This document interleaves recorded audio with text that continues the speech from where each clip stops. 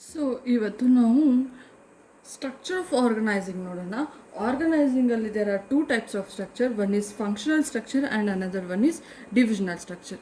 ನಾವು ಇವಾಗ functional structure ಅಂದರೆ ಏನು, ಅದಕ್ಕಿಂತ ಮುಂಚೆ ಸ್ಟ್ರಕ್ಚರ್ ಅಂದರೆ ಏನು. ಸ್ಟ್ರಕ್ಚರ್ ಅಂದರೆ it is A frame work of managerial task ಅಂತ ಪರ್ಫಾರ್ಮ್.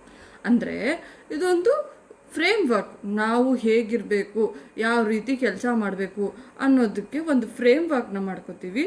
ಯಾವುದಕ್ಕೋಸ್ಕರ ಮ್ಯಾನೇಜಿಯರ್ ಪರ್ಫಾರ್ಮೆನ್ಸ್ ಅಂದರೆ ಕಂಟ್ರೋಲ್ ಮಾಡೋಕ್ಕೆ, ಮ್ಯಾನೇಜ್ ಮಾಡೋಕ್ಕೆ ಒಂದು ಫ್ರೇಮ್ ವರ್ಕ್ನ ಮಾಡ್ಕೋತೀವಲ್ಲ, ಆ ಫ್ರೇಮ್ನ ನಾವು ಸ್ಟ್ರಕ್ಚರ್ ಅಂತ ಕರಿತೀವಿ. ಹಾಗಾದರೆ ಯಾವ್ಯಾವ ರೀತಿ ಸ್ಟ್ರಕ್ಚರ್ಸ್ ಇದೆ ಆರ್ಗನೈಸಿಂಗ್ ಸ್ಟ್ರಕ್ಚರ್? ಎರಡು ರೀತಿಯ ಸ್ಟ್ರಕ್ಚರ್ ಇದೆ, ಒಂದು ಫಂಕ್ಷನಲ್ ಸ್ಟ್ರಕ್ಚರ್, ಒಂದು ಡಿವಿಷನಲ್ ಸ್ಟ್ರಕ್ಚರ್. ಫಸ್ಟ್ ನಾವು ಫಂಕ್ಷನಲ್ ಸ್ಟ್ರಕ್ಚರ್ ಅಂದರೆ ಏನು ನೋಡೋಣ. When the jobs are grouped, keeping in the mind the functions, then it known as a function structure. ನೋಡಿಲಿ, when the jobs are grouped, ಒಂದಷ್ಟು ಕೆಲಸಗಳನ್ನು, ಒಂದಷ್ಟು ಕಾರ್ಯಗಳನ್ನು ಒಂದು ಗ್ರೂಪ್ ಆಗಿ ಮಾಡೋದು, ಅದನ್ನು ಫಂಕ್ಷನನ್ನು ಒಂದು ಮೈಂಡ್ನ ಇಟ್ಕೊಂಡು ನಾವು ಅದನ್ನು ಫಂಕ್ಷನ್ ಸ್ಟ್ರಕ್ಚರ್ ಅಂತ ಕರಿತೀವಿ. ಫಾರ್ ಎಕ್ಸಾಂಪಲ್ ನೋಡಿ, ಇವಾಗ ಪರ್ಚೇಸಿಂಗ್ ಡಿಪಾರ್ಟ್ಮೆಂಟ್ ಅಂತ ಇದೆ. ಪರ್ಚೇಸಿಂಗ್ ಡಿಪಾರ್ಟ್ಮೆಂಟ್ ಅವ್ರು ಏನೇನು ಮಾಡ್ತಾರೆ, ಮಾರ್ಕೆಟಿಂದ ರಾ ಮೆಟೀರಿಯಲ್ಸ್ ತರ್ತಾರೆ, ಆಮೇಲೆ ಕಾಸ್ಟ್ ಎಷ್ಟು ಕಾಸ್ಟ್ ಆಫ್ ರಾ ಮೆಟೀರಿಯಲ್ಸ್ನ ತೊಗೊಬರ್ಬೇಕು ಅಂತಾರೆ, ಯಾವ ವೇಲ್ ತೊಗೊಬರ್ಬೇಕು ಅಂತ ಹೇಳ್ತಾರೆ, ರೋಡ್ ವೇಲೋ ವಾಟರ್ ವೇಲೋ ಈ ಥರ. ಸೊ ಇದೆಲ್ಲ ಒಂದು ಆ್ಯಕ್ಟಿವಿಟೀಸ್. ನಾನು ಹೇಳಿದ್ನಲ್ಲ, ರಾ ಮೆಟೀರಿಯಲ್ ತರಬೇಕು, ಯಾವ ರೀತಿ ತರಬೇಕು, ಎಷ್ಟು ಕಾಸ್ಟ್ ಆಗುತ್ತೆ, ಮತ್ತು ಯಾವುದು ಚೀಪೆಸ್ಟ್ ವೇ, ಇದೆಲ್ಲ ಕೆಲಸ ಮಾಡ್ತಿದ್ದಾರಲ್ಲ ಅವ್ರು ಯಾರು? ನಮ್ಮ purchasing department. Next sales department. ನಾನು ಪ್ರೊಡಕ್ಷನ್ ಮಾಡಿದ್ದೀನಿ ಒಂದು ಗೂಡ್ಸ್ನ, ಅದನ್ನು ನಾನು ಹೇಗೆ ಸೇಲ್ ಮಾಡ್ತೀನಿ? ಮಾರ್ಕೆಟಲ್ಲಿ ಸೇಲ್ ಮಾಡ್ತೀನ, ಆನ್ಲೈನಲ್ಲಿ ಸೇಲ್ ಮಾಡ್ತೀನ, ಅಥವಾ ಸೇಲ್ಸ್ ಮ್ಯಾನ್ ಇಟ್ಟು ಸೇಲ್ಸ್ ಮಾಡ್ತೀನ? ಇದೆಲ್ಲ ಒಂದು ಟಾಸ್ಕ್. ಇದನ್ನೆಲ್ಲ ಒಂದು ಗ್ರೂಪ್ ಮಾಡಿ. Next finance department. ಎಷ್ಟು ಕಾಸ್ಟ್ ಆಗುತ್ತೆ, ಯಾರ್ಯಾರಿಗೆ ಎಷ್ಟೆಷ್ಟು ಫೈನಾನ್ಸ್ ಕೊಡಬೇಕು, ಎಷ್ಟು ಲೋನ್ ತೊಗೋಬೇಕು, ಬ್ಯಾಂಕಿಂದ ಎಷ್ಟು ತೊಗೋಬೇಕು, ಇದೆಲ್ಲ ಫೈನಾನ್ಸ್ ಡಿಪಾರ್ಟ್ಮೆಂಟ್. ಸೊ ಇಲ್ಲಿರೋವಂಥ ಜಾಬ್ನ ಒಂದೊಂದು ಗ್ರೂಪಾಗಿ ನಾನು ಡಿವೈಡ್ ಮಾಡಿಕೊಂಡು ಅದನ್ನು ನಾನು ಫಂಕ್ಷನ್ ಅಂತ ಕರಿತಾ ಹೋಗ್ತೀನಿ. ಅದನ್ನು ನಾವು ಫಂಕ್ಷನಲ್ ಸ್ಟ್ರಕ್ಚರ್ ಅಂತ. ಹಾಗಾದರೆ ಫಂಕ್ಷನಲ್ ಸ್ಟ್ರಕ್ಚರ್ ಅಲ್ಲಿ ಬರುವಂಥ ಅಡ್ವಾಂಟೇಜಸ್ ಮತ್ತು ಡಿಸ್ಅಡ್ವಾಂಟೇಜಸ್ನ ನೋಡೋಣ. First one is specialisation. ನಾನು ಆಗಲೇ ಹೇಳಿದೆ, ಫಿನಾನ್ಸ್ ಡಿಪಾರ್ಟ್ಮೆಂಟ್ ಅಂತ ಇದ್ದರೆ ಫಿನಾನ್ಷಿಯಲ್ ಎಕ್ಸ್ಪರ್ಟ್ಸ್, ಯಾರು ಅಕೌಂಟ್ಸ್ ಎಕ್ಸ್ಪರ್ಟ್ಸ್ ಆಗಿರ್ಬೋದು ಅಥವಾ ಫೈನಾನ್ಷಿಯಲ್ ಮ್ಯಾನೇಜ್ಮೆಂಟ್ ಎಕ್ಸ್ಪರ್ಟ್ ಆಗಿರ್ಬೋದು, ಇವರೆಲ್ಲರೂ ಫೈನಾನ್ಷಿಯಲ್ ಡಿಪಾರ್ಟ್ಮೆಂಟಲ್ಲಿ ಇರ್ತಾರೆ. ಸೊ ಆವಾಗ ಒಂದು ಪರ್ಟಿಕ್ಯುಲರ್ ಟಾಸ್ಕ್ನ ಪರ್ಫಾರ್ಮ್ ಮಾಡ್ತಾ ಇರ್ತಾರೆ. ಅದ್ರ ಮುಖಾಂತರ ಇನ್ಕ್ರೀಸಸ್ ದ ಎಫಿಷಿಯನ್ಸಿ, ಕೆಲಸ ಕಾರ್ಯಗಳು ಪಕ್ವ ಆಗುತ್ತೆ. ಹಾಗೆ ಯುಟಿಲೈಸಸ್ ದ ಮ್ಯಾನೇಜರಿಯಲ್ ಏನು ಮ್ಯಾನ್ ಪವರ್ ಇರುತ್ತೆ. ನಾನು ಇವಾಗ ಅಕೌಂಟ್ಸ್ ಡಿಪಾರ್ಟ್ಮೆಂಟಲ್ಲಿ ಹೇಳಿದೆ, ಅಕೌಂಟ್ಸಲ್ಲಿ ಸಾವಿರಾರು ಜನ ಅಕೌಂಟೆಂಟ್ಸ್ ಇರ್ತಾರೆ, ಅವ್ರನ್ನೆಲ್ಲ ಯೂಸ್ ಮಾಡಿಕೊಂಡು ನಾವು ಪರ್ಫಾರ್ಮೆನ್ಸ್ನ ಇಂಪ್ರೂವ್ ಮಾಡ್ಬೋದು. ಸೊ ಸ್ಪೆಷಲೈಸೇಷನ್ ಅಂದರೆ ನಮ್ಗೆ ಗೊತ್ತಿರೋ ಅಂಥ ವರ್ಕ್ನ ಗೊತ್ತಿರೋವಂಥ ಎಕ್ಸ್ಪರ್ಟ್ ಕೈಲಿ ಮಾಡಿಸಿ ಅದನ್ನು ಕೆಲಸಗಳನ್ನ ಕಾರ್ಯನಿರ್ವಹಿಸೋದನ್ನ ಸ್ಪೆಷಲೈಸೇಷನ್. ಸೊ ಸ್ಪೆಷಲೈಸೇಷನ್ ಮಾಡೋದ್ರ ಮುಖಾಂತರ ಬೇಗ ಕೆಲಸ ಆಗುತ್ತೆ, ಚೀಪಾಗಿ ಕೆಲಸ ಆಗುತ್ತೆ, ಹಾಗೆ ಮ್ಯಾನ್ ಪವರ್ನು ಯುಟಿಲೈಸ್ ಮಾಡ್ಕೋತೀವಿ. So it is A advantages. Next easy supervision ಅಂತ ಅಂದ್ರೇನು? ಕಂಟ್ರೋಲ್ ಮಾಡೋದು. ಹೇಗೆ ಕಂಟ್ರೋಲ್ ಮಾಡ್ಬೋದು? ನಾನು ಆಗಲೇ ಹೇಳಿದೆ, ಫಿನಾನ್ಸ್ ಡಿಪಾರ್ಟ್ಮೆಂಟ್, ಸೇಲ್ಸ್ ಡಿಪಾರ್ಟ್ಮೆಂಟ್, ಇದೆಲ್ಲದಕ್ಕೂ ಒಂದೊಂದು ಡಿಪಾರ್ಟ್ಮೆಂಟ್ ಇರ್ತಾರೆ. ಅಲ್ಲೊಬ್ಬ ಮ್ಯಾನೇಜರ್ ಇರ್ತಾನೆ. ಅವನು ಇವಾಗ ಮಾರ್ಕೆಟಲ್ಲಿ ಹೋಗಿ ಮಾರ್ಕೆಟ್ ಡಿಪಾರ್ಟ್ಮೆಂಟ್ ಹೇಗಿದೆ, ಆನ್ಲೈನ್ ಹೆಂಗಿದೆ, ಇದನ್ನೆಲ್ಲ ಚೆಕ್ ಮಾಡ್ತಾ ಹೋಗ್ತಾನೆ. ಸೊ ಇವನಿಗೆ ಪರ್ಟಿಕ್ಯುಲರ್ ಟಾಸ್ಕ್ ಇರುತ್ತೆ. ಅಂದರೆ ಮಾರ್ಕೆಟಲ್ಲಿ ಸೇಲ್ಸ್ ಡಿಪಾರ್ಟ್ಮೆಂಟ್ ಅದ್ರ ಮಾತ್ರ ಯೋಚನೆ ಮಾಡ್ತಿರ್ತಾನೆ. ಹಾಗೆ ಅದಕ್ಕೇನೇನು ರಿಕ್ವೈರ್ಮೆಂಟ್ ಇರುತ್ತೆ ಅದನ್ನ ಈಸಿಯಾಗಿ ಅನಲೈಸ್ ಮಾಡ್ತಾ ಇರ್ತಾನೆ. ಸೊ ಈಸಿಯಾಗಿ ಕಂಟ್ರೋಲ್ ಮಾಡ್ಬೋದು. ಮತ್ತು ಅದೇ ವರ್ಕ್ ರಿಪೀಟ್ ಆಗ್ತಿದೆ. Market, online marketing, sales man, ಇದ್ರ ಬಗ್ಗೆನೇ ಒಂದು ಕಾನ್ಸಂಟ್ರೇಟ್ ಮಾಡೋದ್ರಿಂದ ಈಸಿಯಾಗಿ ಸೂಪರ್ವಿಷನ್ ಮಾಡ್ಬೋದು. ಯಾರ್ಯಾರು ಏನೇನು ಕೆಲಸ ಮಾಡ್ತಿದ್ದಾರೆ, ಹೇಗೆ ಮಾಡ್ತಿದ್ದಾರೆ ಅಂತ ಈಸಿಯಾಗಿ ಅವ್ನು ಅನಲೈಸ್ ಮಾಡ್ತಾ ಹೋಗ್ಬೋದು. ಯಾವುದೇ ಡಿಫೆಕ್ಟ್ ಇದ್ದರೂ ಅದನ್ನು ಸರಿ ಮಾಡ್ಕೋತಾ ಹೋಗ್ಬೋದು. ಸೊ ಅದು ಒಂದು ಅಡ್ವಾಂಟೇಜ್ ಆಗಿರುತ್ತೆ. Next coordination. ಎಲ್ಲರೂ ಸಿಮಿಲರ್ ವರ್ಕ್. ಇವಾಗ ಸೇಲ್ಸ್ ಡಿಪಾರ್ಟ್ಮೆಂಟ್ ಅವರು ಸೇಲ್ಸ್ ಮಾರ್ಕೆಟಿಂಗ್ ವರ್ಕ್ನ ಮಾಡ್ತಾ ಇದ್ದಾರೆ, ಎಲ್ಲರೂ ಸೇಮ್ ವರ್ಕ್ನ ಮಾಡ್ತಿದ್ದಾರೆ. ಸೊ ಎಲ್ಲರೂ ಸೇಮ್ ವರ್ಕ್ ಮಾಡೋದ್ರಿಂದ ಯಾವುದೇ ರೀತಿಯ ಕೋಆರ್ಡಿನೇಷನ್ ಆಗದೆ ಇರೋಕ್ಕೆ ಅಥವಾ ಕನ್ಫ್ಯೂಷನ್ ಆಗೋಕ್ಕೆ ಚಾನ್ಸ್ ಇರಲ್ಲ. ಸೊ ಎಲ್ಲರೂ ಒಬ್ರಿಗೊಬ್ರು ಈಸಿಯಾಗಿ ಟಾಸ್ಕ್ನ ಪರ್ಫಾರ್ಮ್ ಮಾಡ್ತಿರ್ತಾರೆ. ಯಾಕಂದರೆ ಅದ್ರ ಬಗ್ಗೆ ಎಲ್ಲರಿಗೂ ಸೇಮ್ ನಾಲೆಡ್ಜು ಸ್ಕಿಲ್ ಇರುತ್ತೆ. ಸೊ ಈಸಿಯಾಗಿ ನಾವು ಪರ್ಫಾರ್ಮ್ ಮಾಡ್ತಾ ಹೋಗ್ಬೋದು. ಆಗ ಕೋಆರ್ಡಿನೇಷನ್ ಇರುತ್ತೆ. ನಮ್ಗೆ ಗೊತ್ತಿರೋವಂಥ ಜಾಬ್ ಇನ್ನೊಬ್ರು ಮಾಡ್ತಿದ್ರೆ ಅದು ಹೀಗಲ್ಲ ಹೀಗೆ ಮಾಡ್ಬೋದು ಅಂತ ಈಸಿಯಾಗಿ ನಾವು ಪರ್ಫಾರ್ಮ್ ಮಾಡ್ಬೋದು. ಸೊ ಕೋಆರ್ಡಿನೇಷನ್ ಈಸಿಯಾಗಿ ಆಗುತ್ತೆ ಅಂತ ಹೇಳ್ಬೋದು. ನೆಕ್ಸ್ಟು ಇನ್ಕ್ರೀಸಸ್ ದ ಮ್ಯಾನೇಜರು ಒಂದು ವರ್ಕ್ನ ಒಬ್ಬ ಸೇಲ್ಸ್ಮ್ಯಾನ್ ಕೊಟ್ಟಿದ್ದಾನೆ ಅಂತಂದರೆ ಸೇಲ್ಸ್ ಇವಾಗ ನಾನು ಹೇಳಿದೆ ಸೇಲ್ಸ್ ಡಿಪಾರ್ಟ್ಮೆಂಟು ಅವನು ಸೇಲ್ಸ್ಮ್ಯಾನ್ ವರ್ಕ್ನೇ ಮಾಡ್ತಿರ್ತಾನೆ. ಸೊ ಅವ್ನು ಕರೆಕ್ಟಾಗಿ ಮಾಡ್ತಿದ್ದಾನ ತಪ್ಪು ಮಾಡ್ತಿದ್ದಾನ ಅಂತ ಇನ್ನೊಬ್ಬ ಮ್ಯಾನೇಜರು ಮತ್ತೆ ಅದನ್ನು ಈಸಿಯಾಗಿ ಅನಲೈಸ್ ಮಾಡ್ತಾ ಹೋಗ್ತಾನೆ. ಯಾಕಂದರೆ ಅವನು ಬರೀ ಸೇಲ್ಸ್ನ ಅಬ್ಸರ್ವ್ ಮಾಡೋದೇ ಕೆಲಸ ಆಗಿರುತ್ತೆ. ಸೊ ಅದರಿಂದ ಈಸಿಯಾಗಿ ಕೆಲಸನ ಮ್ಯಾನೇಜ್ ಮಾಡ್ಬೋದು, ಹಾಗೆ ಈಸಿಯಾಗಿ ಪರ್ಫಾರ್ಮೆನ್ಸ್ನ ತೊಗೋಬೋದು. So it is easy to manager ಎಫಿಷಿಯನ್ಸಿನ ಈಸಿಯಾಗಿ ತೊಗೋಬೋದು. ಯಾರು ವರ್ಕ್ನ ಸರಿ ಮಾಡ್ತಿದ್ದಾರೆ, ಯಾರು ತಪ್ಪು ಮಾಡ್ತಿದ್ದಾರೆ ಅಂತ ಅನಲೈಸ್ ಮಾಡ್ಬೋದು. ಹಾಗೆ ಯಾರ್ಯಾರು ಎಷ್ಟು ಸೇಲ್ಸ್ ಮಾಡಿದ್ದಾರೆ, ಎಷ್ಟು ಮತ್ತು ಫೈನಾನ್ಸ್ ಡಿಪಾರ್ಟ್ಮೆಂಟಲ್ಲಿ ಎಷ್ಟೆಷ್ಟು ಖರ್ಚಾಗಿದೆ, ಯಾವ್ಯಾವ ರಿಸೋರ್ಸಸ್ಗೆ ಎಷ್ಟು ಖರ್ಚು ಕೊಟ್ಟಿದ್ದಾರೆ, ಇದೆಲ್ಲ ನಾವು ಮತ್ತೆ ಅದೇ ಕೆಲಸ ಮಾಡ್ತಿರೋದ್ರಿಂದ ಎಗೇನ್ ರಿಪೀಟ್ ಆಗೋದ್ರಿಂದ ನಮ್ಮ ಮ್ಯಾನೇಜರಿ ಎಫಿಷಿಯನ್ಸಿ ಇನ್ಕ್ರೀಸ್ ಆಗ್ತಾ ಹೋಗುತ್ತೆ. Next training. ನಾನು ಹಾಗೆ ಹೇಳಿದೆ, ನಾನು ಅಕೌಂಟ್ಸ್ ನಾಲೆಡ್ಜ್ ಇದ್ದರೆ ನಾನು ಎಲ್ಲಿ ಕೆಲಸ ಮಾಡ್ತೀನಿ, ಫೈನಾನ್ಸ್ ಡಿಪಾರ್ಟ್ಮೆಂಟಲ್ಲಿ ಕೆಲಸ ಮಾಡ್ತೀನಿ. ಸೊ ನನಗೆ ಅದ್ರ ಸ್ಕಿಲ್ಲು ನಾಲೆಡ್ಜು ಎಲ್ಲ ಗೊತ್ತಿರುತ್ತೆ. ಸೊ ಇನ್ನೊಬ್ಬ ಯಾರೋ ಎಂಪ್ಲಾಯಿ ಬಂದರೆ ಅವನಿಗೂ ನಾನು ಟ್ರೈನ್ ಮಾಡ್ತಾ ಹೋಗ್ತೀನಿ. ಸೊ ಸೇಮ್ ಡಿಪಾರ್ಟ್ಮೆಂಟ್ ಆಗಿರೋದ್ರಿಂದ ನಾನು ಈಸಿಯಾಗಿ ಟ್ರೈನ್. ಇನ್ ಕೇಸ್ ನಾನು ಬೇರೆ ನಾಲೆಡ್ಜ್ ಇದ್ದಿದ್ರೆ ನಾನು ಟ್ರೈನ್ ಮಾಡೋಕ್ಕಾಗ್ತಿರಲಿಲ್ಲ. ಸೊ ಯಾವಾಗ ನಾವು ಫಂಕ್ಷನ್ನ ಡಿವೈಡ್ ಮಾಡಿ ಅದ್ರ ಸ್ಪೆಷಲೈಸೇಷನ್ನ ತೊಗೊಂಡು ಬರ್ತೀವೋ, ಅದ್ರ ಮುಖಾಂತರ ಟ್ರೈನಿಂಗು ಆಗ್ತಾ ಹೋಗುತ್ತೆ. ಅದ್ರ ಮುಖಾಂತರ ವರ್ಕ್ ಮೇಲೆ ಫೋಕಸ್ಸು ಮಾಡ್ತಾ ಹೋಗ್ತಾರೆ. So this is the advantage. ಒಂದು ಸ್ಪೆಷಲೈಸೇಷನ್ ಇರುತ್ತೆ ವರ್ಕಲ್ಲಿ. ನೆಕ್ಸ್ಟು ಕಂಟ್ರೋಲ್ ಮಾಡೋದು ಅಂದರೆ ಸೂಪರ್ವಿಷನ್ ಮಾಡೋದು ತುಂಬ ಈಸಿಯಾಗಿರುತ್ತೆ. ಒಂದಕ್ಕೊಂದು ಟಾಸ್ಕ್ ಲಿಂಕ್ ಇರೋದ್ರಿಂದ ಕೋಆರ್ಡಿನೇಷನ್ ಇರುತ್ತೆ. ಹಾಗೆ ಮ್ಯಾನೇಜರಿಯಲ್ ಎಫಿಷಿಯನ್ಸಿ ಅಂದರೆ ಎಗೇನ್ ರಿಪೀಟ್ ಆಗ್ತಾ ಇರೋದ್ರಿಂದ ವರ್ಕ್ನ ಮ್ಯಾನೇಜರಿಯಲ್ ಎಫಿಷಿಯನ್ಸಿನ ಈಸಿಯಾಗಿ ಪರ್ಫಾರ್ಮ್ ಮಾಡ್ಬೋದು. ಹಾಗೆ ಟ್ರೈನಿಂಗ್ ಎಲ್ಲರೂ ವರ್ಕ್ ಸ್ಕಿಲ್ಡ್ ಆಗಿರೋದ್ರಿಂದ ಯಾವುದೇ ಹೊಸ ಎಂಪ್ಲಾಯಿ ಬಂದರೂ ಅವನ್ನ ಟ್ರೈನ್ ಮಾಡೋಕ್ಕೆ ತುಂಬ ಈಸಿಯಾಗಿರುತ್ತೆ. ಯಾಕಂದರೆ ನಮಗೆ ಆಲ್ರೆಡಿ ಗೊತ್ತಿರೋ ಅಂಥ ನಾಲೆಡ್ಜು ಅದ್ರ ಮೇಲೆ ನಾವು ಎಕ್ಸ್ಪರ್ಟೈಸ್ಡ್ ಆಗಿರ್ತೀವಿ. Next thinking of sole first. Next disadvantages. ಯಾವ್ಯಾವ ರೀತಿ ಡಿಸ್ಅಡ್ವಾಂಟೇಜಸ್ ಇದೆ? ನಾನು ಆಗಲೇ ಹೇಳಿದೆ, ಫಂಕ್ಷನಲ್ ಡಿವಿಷನ್ ಅಂತ ಅಂದರೆ ಅವರವರ ಕೆಲಸದ ಅನುಗುಣವಾಗಿ ಗ್ರೂಪ್ ಮಾಡೋದನ್ನ ನಾವು ಫಂಕ್ಷನಲ್ ಆರ್ಗನೈಸೇಷನ್. ಹಾಗಾದರೆ ಅದು ಹೇಗೆ ತಪ್ಪು ಅಂತ ಹೇಳ್ತಾರೆ. ನಾನು ಹೇಳಿದೆ ಫೈನಾನ್ಸ್ ಡಿಪಾರ್ಟ್ಮೆಂಟ್ ಅಂತ ಮಾಡಿರ್ತೀನಿ ಅಂತ ಅಂದ್ಕೊಳ್ಳಿ. ಅವನೇನು ಮಾಡ್ತಾನೆ, ನನ್ನ ಫೈನಾನ್ಸ್ ಡಿಪಾರ್ಟ್ಮೆಂಟ್ ಕಮ್ಮಿ ಫಂಡ್ನ ತಗೋಬೇಕು, ಜಾಸ್ತಿ ಪ್ರಾಫಿಟ್ನ ಮಾಡಬೇಕು, ಈಸಿಯಾಗಿ ನಾವು ಆಬ್ಜೆಕ್ಟಿವ್ನ ರೀಚ್ ಮಾಡಬೇಕು, ಅವರ ಗ್ರೂಪ್ ಆಬ್ಜೆಕ್ಟ್. ಸೊ ಇದ್ರ ಬಗ್ಗೆನೇ ಅವ್ರು ಯೋಚನೆ ಮಾಡ್ತಿರ್ತಾರೆ ಹೊತ್ತು ಆರ್ಗನೈಸೇಷನ್ ಆಬ್ಜೆಕ್ಟಿವ್ನ ಯೋಚನೆ ಮಾಡಲ್ಲ. ಸೊ ಸೋಲ್ ಬೆನಿಫಿಟ್ ನೋಡಿಲಿ. ಫಾರ್ ಎಕ್ಸಾಂಪಲು ಪ್ರೊಡಕ್ಷನ್ ಡಿಪಾರ್ಟ್ಮೆಂಟ್ ತೊಗೊಳ್ಳೋಣ. Production department will focus on the output or a quality. Production department ಅವರ ಫೋಕಸ್ಸು ಏನಾಗಿರುತ್ತೆ, ಔಟ್ಪುಟ್ ಅಂದರೆ ಹೊರಬರುವಂಥ ಪ್ರಾಡಕ್ಟು, ಹಾಗೆ ಕ್ವಾಲಿಟಿ ಬಗ್ಗೆ ಕಾನ್ಸಂಟ್ರೇಟ್ ಮಾಡಿ. ಆದರೆ ಅವ್ರ ಮಾರ್ಕೆಟಿಂಗ್ ಡಿಪಾರ್ಟ್ಮೆಂಟ್ ಅವ್ರು ಏನು ಮಾಡ್ತಿದ್ದಾರೆ, ನಾನು ಸೇಲ್ ಮಾಡಿರುವಂಥ ಪ್ರಾಡಕ್ಟು ಸೇಲ್ ಆಗ್ತಿದೆಯಾ ಅಂತ ನೋಡೋದಿಲ್ಲ. ಸೊ ಸೋಲ್ ಬೆನಿಫಿಟ್ ಆಗ್ತಾ ಹೋಗುತ್ತೆ. It is not only concentrate on the overall objective. ಆರ್ಗನೈಸೇಷನ್ನ ಓವರ್ ಆಲ್ ಆಬ್ಜೆಕ್ಟಿವ್ ಅವರು ಕಾನ್ಸಂಟ್ರೇಟ್ ಮಾಡಿರಲ್ಲ. Next department employ of the management.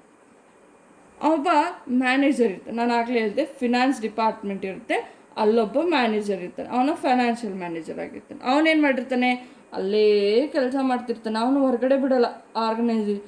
In case ಅವ್ನು ಹೊರಗಡೆ ಬರೋ ನಾಲೆಡ್ಜ್ ಇದ್ರೂ ಆದರೆ ಅವ್ನು ಹೊರಗಡೆ ಬರೋಲ್ಲ. ಯಾಕಂದರೆ ಅವ್ನ ಆರ್ಗನೈಸೇಷನು ಅವ್ನ ಡಿಪಾರ್ಟ್ಮೆಂಟು ಅದರಲ್ಲಿ ಏನೇನು ಮಾಡಬೇಕು ಅದನ್ನು ಡೆವಲಪ್ ಮಾಡಬೇಕು, ಅದು ಕಂಟ್ರೋಲ್ ಮಾಡಬೇಕು, ಅದ್ರ ಮೇಲೆ ಫೋಕಸ್ ಮಾಡ್ತಿರ್ತಾನೆ. ಸೊ ಆರ್ಗನೈಸೇಷನ್ನ ಇತರೆ ಕೆಲಸಗಳ ಬಗ್ಗೆ ಅವನು ಕಾನ್ಸಂಟ್ರೇಟ್ ಮಾಡಲ್ಲ ಅಂತ ಆಯಿತು. Next coordination decreases when the size is increases. ನೋಡಿ, ಆರ್ಗನೈಸೇಷನ್ನು ಒಂದು ಕೆಲಸ ಮಾಡ್ತಾ ಇದೆ ಅಂತಂದರೆ, ಫಾರ್ ಎಕ್ಸಾಂಪಲ್ ನಾನು ಆಗಲೇ ಹೇಳಿದೆ ಒಂದು ಚಿಕ್ಕ ಆರ್ಗನೈಸೇಷನ್ನು, ಅದಕ್ಕೆ ನಾನು ಈ ಥರ ಗ್ರೂಪ್ ಮಾಡಿದ್ದೀನಿ, finance department, marketing department, HR department ಅಂತ. ಆದರೆ ಯಾವಾಗ ಆರ್ಗನೈಸೇಷನ್ ದೊಡ್ಡದಾಗ್ತಾ ಹೋಗುತ್ತೋ ನಾನು ಈ ಥರ ಮಾಡ್ತಾ ಹೋಗೋಕ್ಕಾಗಲ್ಲ. ಯಾಕಂದರೆ ಆವಾಗ ಒಂದು ಡಿಪಾರ್ಟ್ಮೆಂಟ್ಗೆ ಸಾವಿರಾರು ಕೆಲಸಗಳು ಬರ್ತಾ ಹೋಗುತ್ತೆ, ಆವಾಗ ಅವರ ಎಫಿಷಿಯನ್ಸಿ ಡಿಕ್ರೀಸ್ ಆಗ್ತಾ ಹೋಗುತ್ತೆ ಅಂತ ಹೇಳ್ತಾನೆ. Next, no department can accountable for any. ನೋಡಿ, ಅಕೌಂಟೇಬಲ್ ಅಂತ ಅಂದರೆ ನಾನು ಜವಾಬ್ದಾರಲ್ಲ. ಇವಾಗ ಫಾರ್ ಎಕ್ಸಾಂಪಲ್ ಮಾರ್ಕೆಟಿಂಗಲ್ಲಿ ಸೇಲ್ಸ್ ಡೌನ್ ಆಯಿತು ಅಂದರೆ ಮಾರ್ಕೆಟಿಂಗ್ ಡಿಪಾರ್ಟ್ಮೆಂಟ್ ಮಾತ್ರ ಕಾರಣ ಆಗಿರೋಕ್ಕಾಗಲ್ಲ. ಯಾಕಂದರೆ ಅದು ಪ್ರೊಡಕ್ಷನ್ ಆಗಿರ್ಬೋದು, ಫೈನಾನ್ಸ್ ಡಿಪಾರ್ಟ್ಮೆಂಟ್ ಆಗಿರ್ಬೋದು, HR ಡಿಪಾರ್ಟ್ಮೆಂಟ್ ಆಗಿರ್ಬೋದು, ಬಿಕಾಸ್ ಆಫ್ ಸ್ಕಿಲ್ ಲೇಬರ್ ತೊಗೊಂಡಿರೋದ್ರಿಂದ.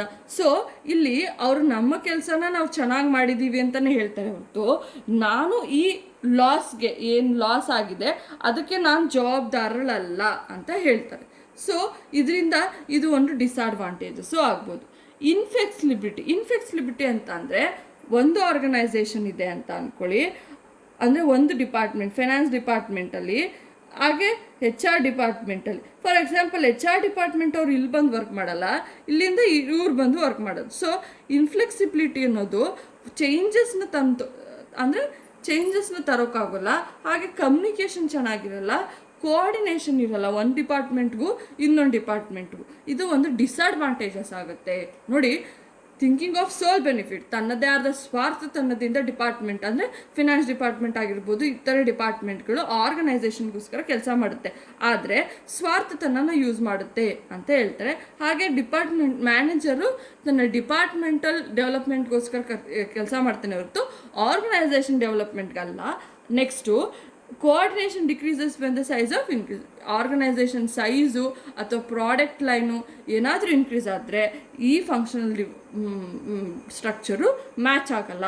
ಹಾಗೆ ನೋ ಡಿಪಾರ್ಟ್ಮೆಂಟ್ ಈಸ್ ಅಕೌಂಟೇಬಲ್. ನಾನು ಹಾಗೆ ಹೇಳಿದೆ, ಯಾವುದೇ ತಪ್ಪುಗಳಿಗೆ ಡಿಪಾರ್ಟ್ಮೆಂಟ್ ಅಂದರೆ ಫಂಕ್ಷನಲ್ HR ಈ ಥರ ಡಿಪಾರ್ಟ್ಮೆಂಟ್ಗಳು ಜವಾಬ್ದಾರರಾಗಿರೋದಿಲ್ಲ. ಇನ್ಫ್ಲೆಕ್ಸಿಬಿಲಿಟಿ ಅಂದರೆ ಚೇಂಜಸ್ ತರೋಕ್ಕಾಗಲ್ಲ, ಶಿಫ್ಟ್ ಮಾಡೋಕ್ಕಾಗಲಿ ಯಾವುದೇ ಹೊಸ ರೀತಿಯ ಚೇಂಜಸ್ನ ಇಲ್ಲಿ ತರೋಕ್ಕಾಗಲ್ಲ. ಆವಾಗ ಫಂಕ್ಷನಲ್ ಆರ್ಗನೈಸೇಷನ್ನು ನಮಗೆ ಡಿಸ್ಅಡ್ವಾಂಟೇಜಸ್ನ ತರುತ್ತೆ ಅಂತ ಹೇಳ್ತಾರೆ. ಹಾಗಾದರೆ ನಾವು ಡಿವಿಷನಲ್ ಸ್ಟ್ರಕ್ಚರ್ಗೆ ಹೋಗೋಣ. ಇಲ್ಲಿ ನೋಡಿ, ಇಲ್ಲಿ ನಾನೊಂದು ಡ್ರಾಯಿಂಗ್ ಕೊಟ್ಟಿದ್ದೀನಿ. ಇಲ್ಲಿ ಡಿವಿಷನಲ್ ಸ್ಟ್ರಕ್ಚರ್ ಏನು ಹೇಳ್ತಾ ಇದ್ದಾನೆ ಅಂತ ಅಂದರೆ, managing direct for example ABC company limited ಅಂತ ಇರುತ್ತೆ. ಓಕೆ, ಆ ABC ಕಂಪನಿ ಲಿಮಿಟೆಡಲ್ಲಿ ಮ್ಯಾನೇಜಿಂಗ್ ಡೈರೆಕ್ಟರ್ ಒಬ್ಬನೇ ಆಗಿರ್ತಾನೆ. ಅವನ ಕೆಳಗಡೆ ಹಲವಾರು ಪ್ರಾಡಕ್ಟ್ಗಳು ಕಾಣಿಸ್ತಿದೆಯಾ ಇಲ್ಲಿ. Cosmetic, garments, footwear, skin care, ಇದೆಲ್ಲ ಅವನ ಹೊಸ ಪ್ರಾಡಕ್ಟ್ಗಳಾಗಿರುತ್ತೆ. ಈ ಪ್ರಾಡಕ್ಟ್ಗಳ ಅಡಿಗೆ ಆ ಪ್ರಾಡಕ್ಟ್ಗಳ ಜವಾಬ್ದಾರರಾಗಿ HR department, marketing department, purchasing department, research and development department ಕೆಲಸ ಮಾಡ್ತಾರೆ. ಗಾರ್ಮೆಂಟ್ಸ್ ಇರುತ್ತೆ. ಗಾರ್ಮೆಂಟ್ಸ್ ಅಂತ ಅಂದರೆ ಬಟ್ಟೆದೇ ಒಂದು ಕಂಪನಿ ಮಾಡ್ಕೊಂಡಿದ್ದಾನೆ. ಇವನು ಹಲವಾರು ಪ್ರಾಡಕ್ಟ್ ತೊಗೊಬಂದಿದ್ದಾನೆ. ಆ ಹಲವಾರು ಪ್ರಾಡಕ್ಟಲ್ಲಿ ಗಾರ್ಮೆಂಟ್ ಅನ್ನೋದು ಒಂದು ಪ್ರಾಡಕ್ಟ್. ಫಾರ್ ಎಕ್ಸಾಂಪಲ್ ನಿಮ್ಗೆ ಇದು ಅರ್ಥ ಆಗಲಿಲ್ಲ ಅಂತ ಅಂದರೆ ಈಗಾದರೂ ತೊಗೋಬೋದು. ಒಂದು ಬುಕ್ ಮಾಡ್ತಾ ಇದ್ದಾನೆ, ಒಂದು ಪೆನ್ ಮಾಡ್ತಿದ್ದಾನೆ, ಹಾಗೆ ಇನ್ನೊಂದು ಪೇಪರ್ ಮಾಡ್ತಿದ್ದಾನೆ, ಇನ್ನೊಂದು ಏನು ಕ್ಯಾಲ್ಕುಲೇಟರ್ ಮಾಡ್ತಿದ್ದಾನೆ ಅಂತ ಅಂದ್ಕೊಳ್ಳೋಣ. ಸೊ ಇವನು ಬುಕ್ ಅನ್ನೋದು ಒಂದು ಪ್ರಾಡಕ್ಟ್ ಆಗಿದ್ದರೆ, ಬುಕ್ ಕೆಳಗಡೆ ಬುಕ್ ಅನ್ನೋ ಪ್ರಾಡಕ್ಟ್ನ ಪ್ರಮೋಟ್ ಮಾಡೋದಕ್ಕೆ ಮಾರ್ಕೆಟಿಂಗ್ ಡಿಪಾರ್ಟ್ಮೆಂಟ್ ಇದೆ. ಬುಕ್ ಅನ್ನೋ ಪ್ರಾಡಕ್ಟ್ಗೆ ಏನು ಪರ್ಚೇಸ್ ಬೇಕೋ ಅದನ್ನು ಪರ್ಚೇಸ್ ಮಾಡೋಕ್ಕಾಗಿರುತ್ತೆ. ಬುಕ್ ಅನ್ನೋ ಪ್ರಾಡಕ್ಟ್ಗೆ ಏನೇನು ರಿಸೋರ್ಸಸ್ ಬೇಕು, ರಿಸರ್ಚ್ ಆ್ಯಂಡ್ ಡೆವಲಪ್ಮೆಂಟ್ ಏನಾಗಬೇಕು ಡೆವಲಪ್ಮೆಂಟು, ಅದಕ್ಕೋಸ್ಕರ ಒಂದು ಡಿಪಾರ್ಟ್ಮೆಂಟ್ ಕೆಲಸ ಮಾಡುತ್ತೆ. ಹಾಗೆ ಇಲ್ಲಿಗೆ ಬೇಕಾಗಿರೋ ಮಾನವ ಸಂಪನ್ಮೂಲ ಅಂದರೆ ಎಂಪ್ಲಾಯೀಸ್ನ ಕೊಡೋಕ್ಕೆ HR ಡಿಪಾರ್ಟ್ಮೆಂಟ್. ಇದಕ್ಕೆ ಇದೇ ರೀತಿ ಏನು ನೀವು ಬುಕ್ಕು ಕೆಳಗಡೆ ನೋಡ್ತೀವಿ ಅದೇ ರೀತಿ ಪೆನ್ ಮತ್ತು ಪೇಪರ್, ಕ್ಯಾಲ್ಕುಲೇಟರ್, ಈ ಎಲ್ಲದಕ್ಕೂ ಒಂದೊಂದು ಇರುತ್ತೆ. ಸೊ ಒಂದೊಂದಕ್ಕೆ ಒಂದೊಂದಿರೋ ಕಾರಣದಿಂದ ಇಲ್ಲಿ ಅವರವರೇ ಕೆಲಸ ಮಾಡ್ತಾ ಹೋಗ್ತಾರೆ. ಸೊ ಇವಾಗ ಈ ಪ್ರಾಡಕ್ಟ್ ಕೆಳಗಡೆ ಈ ಪ್ರಾಡಕ್ಟ್ ಡೆವಲಪ್ಮೆಂಟ್ಗೋಸ್ಕರ ಇವರು ಕೆಲಸ ಮಾಡ್ತಿರ್ತಾರೆ. ಅರ್ಥ ಆಯಿತು ಅಂತ ಅನ್ಸುತ್ತೆ. In a division structure the organisation structure comprised, ಅಂದರೆ ನಾನು ಹೇಳಿದ್ನಲ್ಲ ಆರ್ಗನೈಸೇಷನ್ ಸ್ಟ್ರಕ್ಚರ್ನ ಕಂಪ್ರೈಸ್ ಮಾಡಿರ್ತಾರೆ ಆಫ್ ಸಪ್ರೇಟ್ ಬಿಸ್ನೆಸ್ ಯೂನಿಟ್. ಇದೆಲ್ಲ ಸಪ್ರೇಟ್ ಬಿಸ್ನೆಸ್ ಯೂನಿಟ್ ಆಗಿರುತ್ತೆ. Or a division, each unit as a divisional manager. ಒಂದೊಂದು ಯೂನಿಟ್ಗೂ ಒಬ್ಬೊಬ್ಬ ಡಿವಿಷನಲ್ ಮ್ಯಾನೇಜರ್ ಅಂತ ಇರ್ತಾನೆ. ಇವಾಗ ಗಾರ್ಮೆಂಟ್ಸ್ಗೆ ಒಬ್ಬ ಮ್ಯಾನೇಜರ್, ಫುಟ್ವೇರ್ಗೆ ಒಬ್ಬ ಮ್ಯಾನೇಜರ್, ಹಾಗೆ ಸ್ಕಿನ್ ಕೇರ್ಗೆ ಒಬ್ಬ ಮ್ಯಾನೇಜರ್. ಈ ರೀತಿ ಒಬ್ಬೊಬ್ಬರಿಗೆ ಒಬ್ಬೊಬ್ಬ ಮ್ಯಾನೇಜರ್ ಆಗಿರ್ತಾನೆ. Manager is responsible for performance who has authority for over all unit. ಏನು ಪರ್ಟಿಕ್ಯುಲರ್ ಅವ್ರವ್ರ ಓನ್ ಯೂನಿಟ್ ಇದೆ ಅದಕ್ಕೆ ಅವರೇ ರೆಸ್ಪಾನ್ಸಿಬಲ್ ಆಗಿರ್ತಾರೆ. ಇವರು ಇದಕ್ಕೋಸ್ಕರನೇ ಕೆಲಸ ಮಾಡ್ತಿರ್ತಾರೆ. ಅದರ ಯಾವುದೇ ವ್ಯತ್ಯಯಗಳಾಗಿದ್ರೂ ಅವರೇ ರೆಸ್ಪಾನ್ಸಿಬಲ್ ಆಗಿರ್ತಾರೆ. ಅರ್ಥ ಆಯಿತು ಅಂತ ಅನ್ಕೋತೀನಿ. ಒಂದು ಮ್ಯಾನೇಜಿಂಗ್ ಡೈರೆಕ್ಟರ್ ಇರ್ತಾನೆ. ಮ್ಯಾನೇಜಿಂಗ್ ಡೈರೆಕ್ಟರ್ ಹಲವಾರು ಪ್ರಾಡಕ್ಟ್ಗಳನ್ನ ಪ್ರೊಡ್ಯೂಸ್ ಮಾಡ್ತಿರ್ತಾನೆ. ಅಂದರೆ ನಾನಿವಾಗ ಕಾಸ್ಮೆಟಿಕ್ಸು, ಗಾರ್ಮೆಂಟ್ಸ್ ಅಂದರೆ ಬಟ್ಟೆ, ಫುಟ್ವೇರ್ಸ್ ಅಂದರೆ ಚಪ್ಪಲಿ, ಹಾಗೆ ಸ್ಕಿನ್ ಕೇರ್ ಪ್ರಾಡಕ್ಟ್ ಯಾವುದೋ ಬ್ಯೂಟಿ ಪ್ರಾಡಕ್ಟ್ನ ಇಟ್ಕೊಂಡಿದ್ದಾನೆ. ಸೊ ಅಂದರೆ ಸ್ಕಿನ್ ಕೇರ್ ಮೆಡಿಸನ್ ಏನೋ ಒಂದು ಇಟ್ಕೊಂಡಿದ್ದಾನೆ. ಸೊ ಈ ಹಲವಾರು ಪ್ರಾಡಕ್ಟು ಒಬ್ಬನೇ ಮ್ಯಾನೇಜಿಂಗ್ ಡೈರೆಕ್ಟರ್, ಅದು ABC ಕಂಪನಿ ಲಿಮಿಟೆಡ್ ಅವ್ರದ್ದು.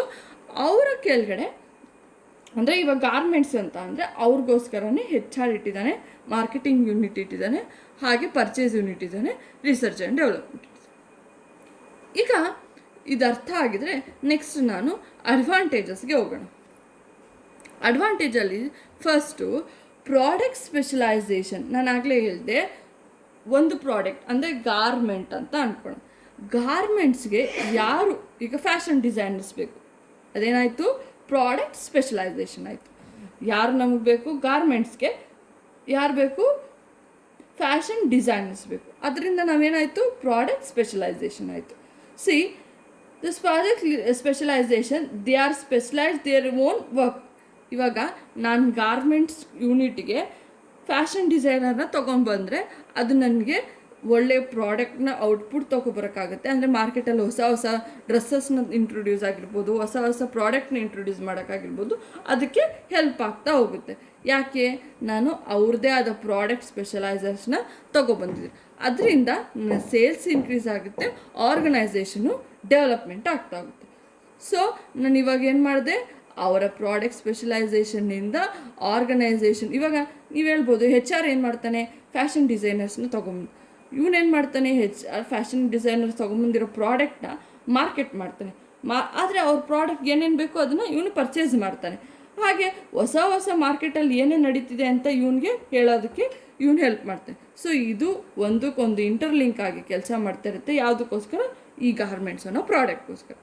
Okay, next fix responsibility. ಅಂದರೆ ನಾನು ಆಗಲೇ ಹೇಳಿದೆ, ಈಗ ಗಾರ್ಮೆಂಟ್ಸ್ ಅಂದರೆ ಡ್ರೆಸ್ ಪ್ರೊಡಕ್ಷನ್ ಮಾಡೋದು ಅಥವಾ ಟೆಕ್ಸ್ಟೈಲ್ ಇಂಡಸ್ಟ್ರಿ.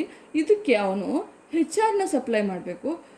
ಟೈಲರ್ಸ್ ಆಗಿರ್ಬೋದು, ಫ್ಯಾಷನ್ ಡಿಸೈನರ್ ಆಗಿರ್ಬೋದು, ಕ್ಲಾತ್ ಎಕ್ಸ್ಪರ್ಟ್ ಆಗಿರ್ಬೋದು, ಇಂಥವ್ರನ್ನ ಅವ್ನು ಸಪ್ಲೈಸ್ ಮಾಡ್ತಿರ್ತಾನೆ. ಅವ್ನ ಕೆಲಸ ಏನು, ಇಷ್ಟೇ, ಅವರ ರಿಕ್ವೈರ್ಮೆಂಟ್ ಏನಿದೆ ಅದನ್ನು ಫುಲ್ಫಿಲ್ ಮಾಡು. ಸೊ ಫಿಕ್ಸ್ಡ್ ರೆಸ್ಪಾನ್ಸಿಬಿಲಿಟಿ ಇರುತ್ತೆ.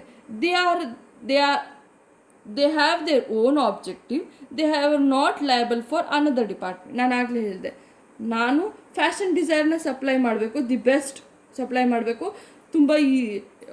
ತುಂಬ ಸ್ಪೆಷಲೈಸ್ಡ್ ಆಗಿರೋರನ್ನ ಸಪ್ಲೈ ಮಾಡಬೇಕು ಅನ್ನೋದೇ ನನ್ನ ಇದಾಗಿರುತ್ತೆ. ಅದು ಬಿಟ್ಬಿಟ್ಟು ನಾನು ಮಾರ್ಕೆಟಿಂಗ್ ಕಂಪ್ನಿಯವ್ರು ಏನು ಮಾಡ್ತಿದ್ದಾರೆ ಅಂತ ನೋಡೋ ಅವಶ್ಯಕತೆ ನನಗಿರಲ್ಲ. ಯಾಕಂದರೆ ನನ್ನ ಸ್ಪೆಷಲೈಸೇಷನ್ ಇದು ಮಾತ್ರ ಆಗಿರುತ್ತೆ. So they are accountable for their own revenue and cost. ಅದ್ರ ಮುಖಾಂತರ ಎಷ್ಟು ನಾನು ಲಾಭ ಮಾಡ್ಬೋದು, ಅದ್ರ ಮುಖಾಂತರ ಎಷ್ಟು ಖರ್ಚಾಗ್ತಿದೆ ಅನ್ನೋದೇ ಅವರ ಉದ್ದೇಶ ಆಗಿರುತ್ತೆ. Next poor performance can be identify. ಈ ಫಿಕ್ಸ್ಡ್ ರೆಸ್ಪಾನ್ಸಿಬಿಲಿಟಿಯಲ್ಲಿ 3 ಪಾಯಿಂಟ್ ನಾನು ಅನಲೈಸ್ ಮಾಡಿದ್ದೀನಿ. ಆ ರೀತಿಯೇ ನೀವು ಅರ್ಥ ಮಾಡಿಕೊಂಡ್ರೆ ಈಸಿ.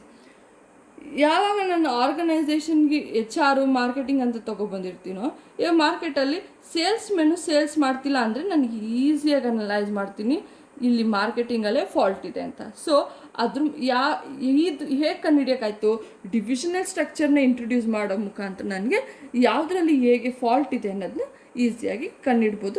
ಅದ್ರ ಮುಖಾಂತರ ಆ ಫಾಲ್ಟ್ನ ರೆಕಗ್ನೈಸ್ ಮಾಡಿ ಮುಂದೆ ಪರ್ಫಾರ್ಮೆನ್ಸ್ನ ಇಂಪ್ರೂವ್ ಮಾಡೋಕ್ಕೆ ಏನೇನು ಚಾನ್ಸಸ್ ತೊಗೋಬೇಕು ಅದೆಲ್ಲ ತೊಗೋಬೋದು.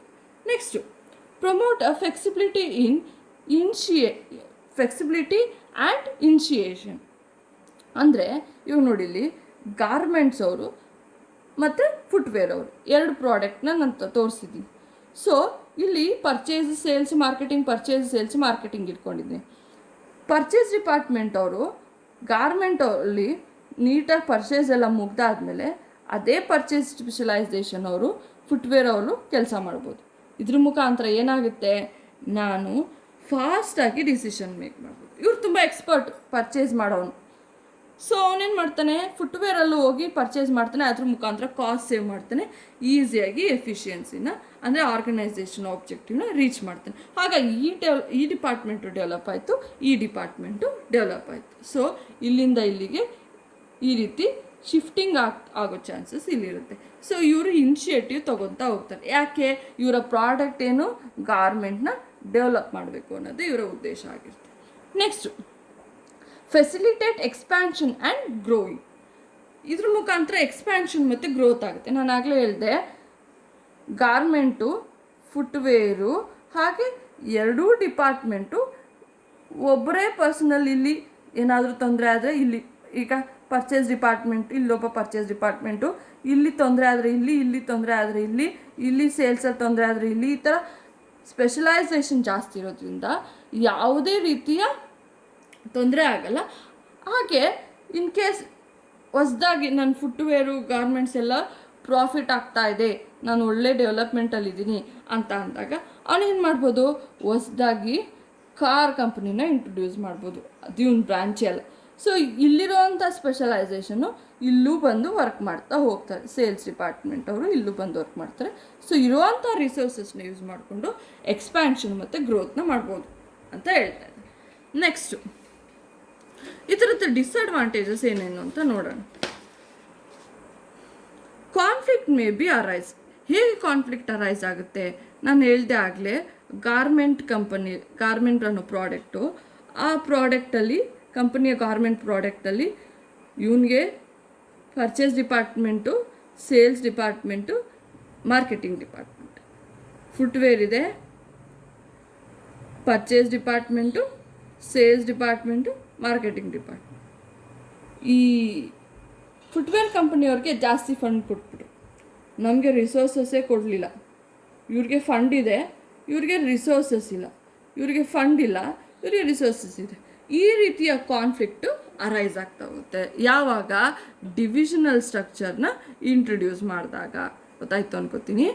ಯಾವಾಗ ಒಂದು ಆರ್ಗನೈಸೇಷನಲ್ಲಿ ಡಿವೈಡ್ ಮಾಡ್ತಾ ಇರುತ್ತೆ on the basis of product, ಅದ್ರ ಕೆಳಗಡೆ ಬರೋಂಥ ಸಬ್ ಡಿಪಾರ್ಟ್ಮೆಂಟ್ ಅವ್ರ ಮಧ್ಯೆ ಕಾನ್ಫ್ಲಿಕ್ಟ್ ಅರೈಸ್ ಆಗ್ತಾ ಹೋಗುತ್ತೆ. ಫಂಡ್ ಆಗಿರ್ಬೋದು, ಹ್ಯೂಮನ್ ರಿಸೋರ್ಸ್ ಆಗಿರ್ಬೋದು, ಈ ರೀತಿಯ ಹಲವಾರು ಕಾನ್ಫ್ಲಿಕ್ಟ್ನ ಅರೈಸ್ ಆಗೋಕ್ಕೆ ಚಾನ್ಸಸ್ ಇರುತ್ತೆ. ಎಲ್ಲಿ? ಡಿವಿಷನಲ್ ಸ್ಟ್ರಕ್ಚರಲ್ಲಿ. It may introduce more cost. ನಾನು ಆಗಲೇ ಹೇಳಿದೆ, ಒಂದು ಗಾರ್ಮೆಂಟು, ಇನ್ನೊಂದು ಫುಟ್ವೇರು, ಈ ಥರ ಡಿಫ್ರೆಂಟ್ ಡಿಪಾರ್ಟ್ಮೆಂಟ್ ಇದೆ, ಅಂದರೆ ಡಿಫ್ರೆಂಟ್ ಪ್ರಾಡಕ್ಟ್ಸ್ ಇದೆ. ಅದಕ್ಕೆಲ್ಲ ಒಬ್ಬೊಬ್ಬ ಸೇಲ್ಸು, ಇಲ್ಲೊಬ್ಬ ಮಾರ್ಕೆಟಿಂಗು, ಇಲ್ಲೊಬ್ಬ ಪ್ರೊಡಕ್ಷನು, ಈ ರೀತಿಯ ಹಲವಾರು ಪರ್ಸನ್ಸ್ನ ನಾವು ಎಕ್ಸ್ಪರ್ಟೈಸ್ನ ತೊಗೊಳೋದ್ರಿಂದ ಕಾಸ್ಟ್ ಇನ್ಕ್ರೀಸ್ ಆಗ್ತಾ ಹೋಗುತ್ತೆ. ಹಾಗೆ ಅಲ್ಲಿ ಮಿಷನರಿ, ನಾನು ಆಗಲೇ ಹೇಳಿದೆ, ಇಲ್ಲೊಂದು ಮಿಷನರಿ, ಟೈಲರಿಂಗ್ ಮಿಷನರಿ ಬೇಕು, ಫುಟ್ವೇರ್ಗೆ ಒಂದು ಮಿಷನರಿ ಬೇಕು, ಮಿಷನರಿ ತೊಗೋತೀನಿ. ಹಾಗೆ ಇಲ್ಲೊಂದು ಎಲೆಕ್ಟ್ರಿಸಿಟಿ ಬೇಕು, ಇಲ್ಲಿಗೂ ಎಲೆಕ್ಟ್ರಿಸಿಟಿ ಬೇಕು. ಅದ್ರ ಮುಖಾಂತರ ಎಲೆಕ್ಟ್ರಿಸಿಟಿ ಕಾಸ್ಟ್ ಜಾಸ್ತಿ ಆಗುತ್ತೆ. It may increase the cost and delegation, ಅಂದರೆ ಎರಡೂ ಕಂಟ್ರೋಲ್ ಮಾಡೋದು ಕಷ್ಟ ಆಗುತ್ತೆ ಅಂತ ಹೇಳ್ತಾನೆ. ಮತ್ತು ಇಲ್ಲಿ ಡೂಪ್ಲಿಕೇಶನ್ ಅನ್ನೋದೊಂದು ಬರುತ್ತೆ. ಡೂಪ್ಲಿಕೇಶನ್ ಅಂದರೆ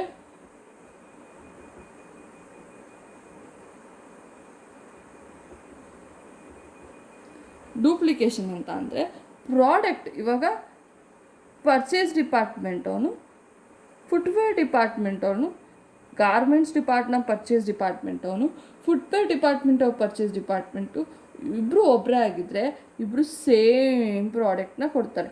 ಸೊ ಅವಾಗ ಏನಾಗುತ್ತೆ, ಡೂಪ್ಲಿಕೇಶನ್ ಆಫ್ ಪ್ರಾಡಕ್ಟ್ ಆಗುತ್ತೆ ಅಂತ ಹೇಳ್ತಾನೆ. ನಿಮಗೆ ಡೂಪ್ಲಿಕೇಶನ್ ನಾನು ಅರ್ಥ ಆಯಿತು ಅನ್ಕೋತೀನಿ. ಡೂಪ್ಲಿಕೇಶನ್ ಅಂತ ಅಂದರೆ ಪರ್ಚೇಸ್ ಡಿಪಾರ್ಟ್ಮೆಂಟಲ್ಲಿರೋ ಕೆಲಸ ಮಾಡೋನು ಫುಟ್ವೇರ್ ಡಿಪಾರ್ಟ್ಮೆಂಟಲ್ಲಿ ಹೋಗ್ಬಿಟ್ಟು ಗಾರ್ಮೆಂಟ್ ಪ್ರಾಡಕ್ಟ್ ಪರ್ಚೇಸ್ ಮಾಡೋ ಅಂಥವನ್ನೇ ಹೋಗಿ ಫುಟ್ವೇರಲ್ಲಿ ಪರ್ಚೇಸ್ ಮಾಡಿದ್ರೆ ಇಬ್ಬರದ್ದು ಸೇಮ್ ಪ್ರಾಡಕ್ಟ್ ಆಗಿರೋದು ಸೇಮ್ ಪರ್ಸನ್ ಮಾಡೋದ್ರಿಂದ ಡೂಪ್ಲಿಕೇಶನ್ ಆಗೋ ಚಾನ್ಸಸ್ ಇರುತ್ತೆ ಅಂತ ಹೇಳ್ತಾನೆ. Next ignorance of organisational interest. ಇವಾಗ ನಾನು ಆಗಲೇ ಹೇಳಿದೆ, ಆರ್ಗನೈಸೇಷನ್ದು ಒಂದು ಆಬ್ಜೆಕ್ಟ್ ಇರುತ್ತೆ, ಆ ಆಬ್ಜೆಕ್ಟ್ನ ಇವರು ಕಾನ್ಸಂಟ್ರೇಷನ್ನೇ ಮಾಡಲ್ಲ. ಅವ್ರೇನು ಮಾಡ್ತಾರೆ, ನಂದು ಗಾರ್ಮೆಂಟು, ನಂದು ಸೇಲ್ಸ್ ಜಾಸ್ತಿ ಆಗಬೇಕು, ನಂದು ಫುಟ್ವೇರ್, ನಂದು ಸೇಲ್ಸ್ ಜಾಸ್ತಿ ಆಗಬೇಕು, ಇದ್ರ ಬಗ್ಗೆನೇ ಕಾನ್ಸಂಟ್ರೇಷನ್ ಮಾಡ್ತಿರ್ತಾರೆ ಹೊರತು ಅವ್ರ ಪರ್ಟಿಕ್ಯುಲರ್ ಡಿವಿಷನ್ ಬಗ್ಗೆ ಕಾನ್ಸಂಟ್ರೇಷನು, ಸೂಪರ್ವಿಷನು ಅದ್ರ ಬಗ್ಗೆ ಮಾಡ್ತಾ ಹೊರತು ಆರ್ಗನೈಸೇಷನ್ನ ಪ್ರಾಫಿಟ್ ಬಗ್ಗೆ ಅಥವಾ ABC ಕಂಪನಿಯ ಪ್ರಾಫಿಟ್ ಬಗ್ಗೆ ಯಾರೂ ಕಾನ್ಸಂಟ್ರೇಷನ್ ಮಾಡಲ್ಲ ಅಂತ ಹೇಳ್ಬೋದು. ಸೊ ಇದು ನಿಮ್ಮ ಡಿಸ್ಅಡ್ವಾಂಟೇಜಸ್ ಆಗಿರುತ್ತೆ. ನೋಡಿ ಇಲ್ಲಿ ಕಾನ್ಫ್ಲಿಕ್ಟ್, ಒಬ್ಬರು ಒಂದು ಪ್ರಾಡಕ್ಟ್ ಲೈನ್ವರೆಗೂ ಇನ್ನೊಂದು ಪ್ರಾಡಕ್ಟ್ ಲೈನ್ವರೆಗೂ ಜಗಳ ಆಗಿರ್ಬೋದು, ಫಂಡ್ ಸಿಗ್ತಾ ಇಲ್ಲ, ರಿಸೋರ್ಸಸ್ ಸಿಗ್ತಿಲ್ಲ ಅಂತ ಏನಾಗ್ಬೋದು, ಕಾನ್ಫ್ಲಿಕ್ಟ್ ಆಗ್ಬೋದು. ಹಾಗೆ increases the cost and duplication, ಆಗಲೇ ಹೇಳಿದೆ, ಮಿಷನರಿ ತರಬೇಕು, ಮ್ಯಾನ್ ಪವರ್ನ ತಗೋಬರ್ಬೇಕು, ಇದೆಲ್ಲ ಕಾಸ್ಟ್ನ ಇನ್ಕ್ರೀಸ್ ಮಾಡುತ್ತೆ. ಹಾಗೆ ಒಬ್ಬನೇ ಮ್ಯಾನ್ ಪವರ್ನ ಹಿಡ್ಕೊಂಡು ಹಲವಾರು ಕೆಲಸ ಮಾಡೋದ್ರಿಂದ ಡುಪ್ಲಿಕೇಶನ್ ಆಗುತ್ತೆ. ಹಾಗೆ next ignorance of organisational interest ಅಂತ ಅಂದರೆ ಆರ್ಗನೈಸೇಷನ್ನ ಉದ್ದೇಶನ ಮರೆತು, ಅಂದರೆ ಒಂದು ಪ್ರಾಡಕ್ಟು ಮತ್ತು ಒಂದು ಡಿವಿಷನು ಅದರ ಉದ್ದೇಶನೇ ಇಲ್ಲಿ ಮುಖ್ಯವಾಗ್ತಾ ಹೋಗುತ್ತೆ. So this is the different structure. One is organisational structure and another one is divisional structure. ಇದೆರಡು ಸ್ಟ್ರಕ್ಚರ್ ಬಗ್ಗೆ ನಾನು ನಿಮ್ಗೆ ಹೇಳ್ತಾ ಇದ್ದೀನಿ. ಹಾಗೆ ನಿಮಗೆ ನಾನು ಮೊದಲು ಹೇಳ್ದಂಗೆ ಫಂಕ್ಷನಲ್ ಸ್ಟ್ರಕ್ಚರು ಮತ್ತು ಡಿವಿಷನಲ್ ಸ್ಟ್ರಕ್ಚರು ಯಾವುದಕ್ಕೆ ಸೂಟೇಬಲ್ ಅಂತ ನಿಮಗೆ ಕ್ವಶನ್ ಕೇಳ್ತಾರೆ. ಈ ಎರಡೂ ಕ್ವಶನು ಡಿಸ್ಅಡ್ವಾಂಟೇಜಸ್ ಅಡ್ವಾಂಟೇಜಸ್ ಕೇಳೋದು 8 ಮಾರ್ಕ್ಸ್ಗೆ. ಹಾಗೆ ಫಂಕ್ಷನಲ್ ಸ್ಟ್ರಕ್ಚರ್ನ ನಿಮಗೆ ಕೇಳೋದು 5 ಮಾರ್ಕ್ಸ್ಗೆ, 4 ಮಾರ್ಕ್ಸ್ಗೆ ಕೇಳ್ತಾರೆ. ನಿಮಗೆ ಡಯಾಗ್ರಾಮು 5 ಮಾರ್ಕ್ಸ್ಗೆ ಕೇಳ್ತಾರೆ. ಡಯಾಗ್ರಾಮ್ನ ನಿಮಗೆ 5 ಮಾರ್ಕ್ಸ್ ಕೇಳ್ತಾರೆ. ನಾನು ಆಗ ಹೀಗೆ ಹೇಳಿದ್ದೀನಲ್ಲ, ಇದ್ರ ಮೇಲ್ಗಡೆಗೆ ಆರ್ಗನೈಸೇಷನ್ನು ಮ್ಯಾನೇಜರ್ ಅಂದರೆ MD, ಮ್ಯಾನೇಜಿಂಗ್ ಡೈರೆಕ್ಟರ್ ಅಂತ ಬರೆದು ಈ ಥರ ಎಕ್ಸ್ಪ್ಲೈನ್ ಮಾಡಿದ್ರೆ ಸಾಕು. ಇದು 5 ಮಾರ್ಕ್ಸ್ಗೆ ಎರಡೂ ಡಯಾಗ್ರಾಮ್ನ ಬರೆಯೋಕ್ಕೆ ಹೇಳ್ತಾರೆ. ಇಲ್ಲ ಅಂತ ಅಂದರೆ 4 ಮಾರ್ಕ್ಸ್ಗೆ ಒಂದು ಅಡ್ವಾಂಟೇಜಸ್ಸು ಒಂದು ಡಿಸ್ಅಡ್ವಾಂಟೇಜಸ್ ಕೇಳ್ತಾರೆ. ಹಾಗೆ ಯಾವುದಕ್ಕೆ ಇದು ಸೂಟೇಬಲ್ ಅಂತ ಕೇಳ್ತಾರೆ. ನೀವು ಫಂಕ್ಷನಲ್ ಸ್ಟ್ರಕ್ಚರ್ನ ಸೂಟೇಬಲ್ ಯಾವುದಕ್ಕಾಗುತ್ತೆ ಅಂದರೆ when it is need A specialisation. ಇವಾಗ ನಾನು ಹೇಳಿದೆ, ಯಾವುದೋ ಒಂದು ನಾನು ಕ್ಲಾಕ್ನ ಪ್ರೊಡ್ಯೂಸ್ ಮಾಡ್ತಿದ್ದೀನಿ, ಕ್ಲಾಕ್ ಬಗ್ಗೆ ನಾಲೆಡ್ಜ್ ಇರೋವನ್ನು ಬೇಕಾಗುತ್ತೆ. ಸೊ ಈ ಥರ ಆರ್ಗನೈಸೇಷನ್ಗೆ ನಾವು ಫಂಕ್ಷನಲ್ ಸ್ಟ್ರಕ್ಚರ್ನ ಇಂಟ್ರೊಡ್ಯೂಸ್ ಮಾಡ್ತಾ ಹೋಗುತ್ತೆ. ಹಾಗೆ ಡೈವರ್ಸಿಫಿಕೇಷನ್ ಆ್ಯಕ್ಟಿವಿಟಿ, ನಾನು ಆಗಲೇ ಹೇಳಿದೆ, ಜಾನ್ಸನ್ಸ್ ಬೇಬಿ ಪ್ರಾಡಕ್ಟ್ನ ನಾನು ತೊಗೊಬಂದಿದ್ದೀನಿ. ಜಾನ್ಸನ್ಸ್ ಬೇಬಿ ಅದು ಸ್ಕಿನ್ ಕೇರ್ ಪ್ರಾಡಕ್ಟ್ ಆಗಿದ್ರು, ಹಲವಾರು ಅದರಲ್ಲೇ ಕ್ರೀಮ್ ಇದೆ, ಪೌಡರ್ ಇದೆ, ಸ್ನೋ ಇದೆ, ಶ್ಯಾಂಪೂ ಇದೆ, ಇದೆಲ್ಲನೂ ಇದೆ.